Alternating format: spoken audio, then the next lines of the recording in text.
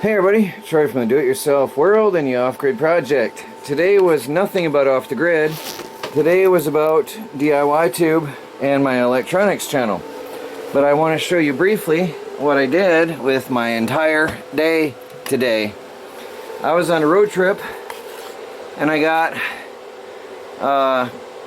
5 complete servers, 4 of the same mostly complete servers, 2 that I don't know what they are, and another Sun server, and 3 big boxes of accessories, and a massive server tower, and a nice glass top computer desk, and some rails for rack mounts.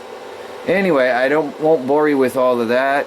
I just wanted to tell you I was gone all day on a road trip for this, and that was my day. Chris did go with me, and we felt this was very, very much worth our time. Anybody who is interested, go check out the Do-It-Yourself World Electronics, and I'll put the link to this video down below for you, for those who are interested. Also found on DIY Tube Video Community, where you'll find a copy of all my videos and thousands, tens of thousands of other videos from other people. So check it out, guys.